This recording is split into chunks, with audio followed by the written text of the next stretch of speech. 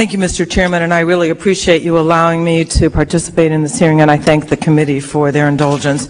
I wanted to let everyone know that I'm shortly going to be introducing legislation to carefully phase out the use of private security contractors, for-profit companies that carry out sensitive missions that have repeatedly and dramatically affected our mission. I want to recognize the mother of Jerry Zavko, who's here today. Jerry was an Army Ranger before becoming a Blackwater employee. He died in Fallujah on an infamous mission fraught with mistakes on the part of his Blackwater supervisors. That was over 3.5 years ago and led to the Battle of Fallujah, during which many of our U.S. forces lost their lives.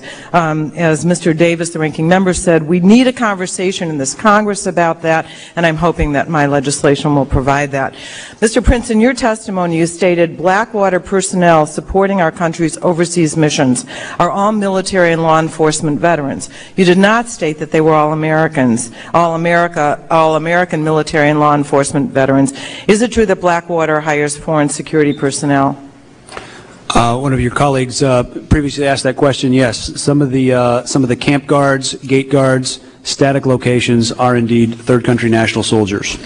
In 2004, Gary Jackson, the president of Blackwater USA, admitted that your company had hired former commandos from Chile to work in Iraq, many of which served under General Augusto Pinochet, the former dictator of Chile. As you must know, his forces perpetrated widespread human rights abuses, including torture and murder of over 3,000 people. Did Blackwater or any of its affiliated companies at that time use any Chilean contractors with ties to Pinochet?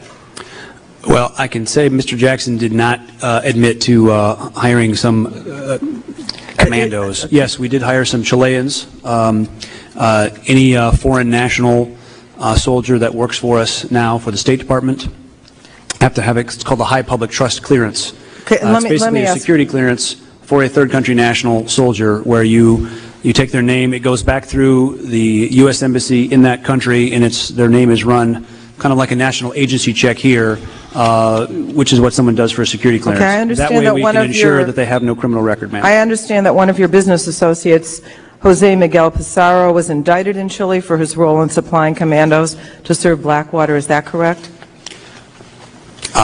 He was not an associate. He might have been a vendor to us.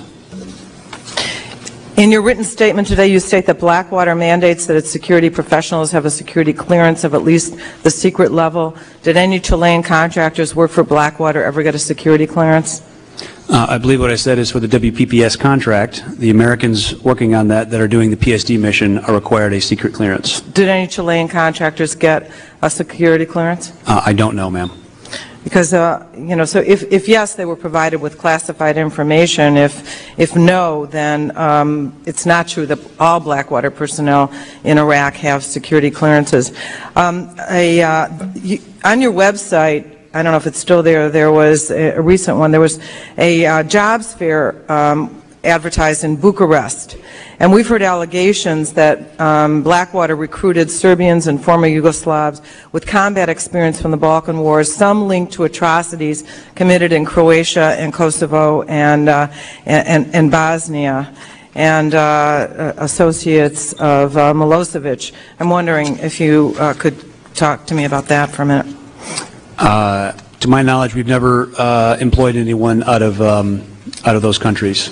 Would you there were some Romanians that were on a contract that we took over from a previous competitor, but we phased them out and we use guys out of Latin America now. Would you know if people have been associated with Pinochet or Milosevic before you hire them? Is this part of your inquiry? Again, for the State Department, for the static guards that were utilized, third country national soldiers, a high public trust clearance is required where their name, their background, their address, their date of birth, whatever information is available on them is run back through the equivalent country that they're from, a national agency check to ensure that they don't have any criminal record, human rights abuses, or any other bad marks against their name. Okay. Okay, well, we should check into that process. But let me ask a question. You said that you as a company would not work overseas in any way that's not associated with, that the United States does not approve.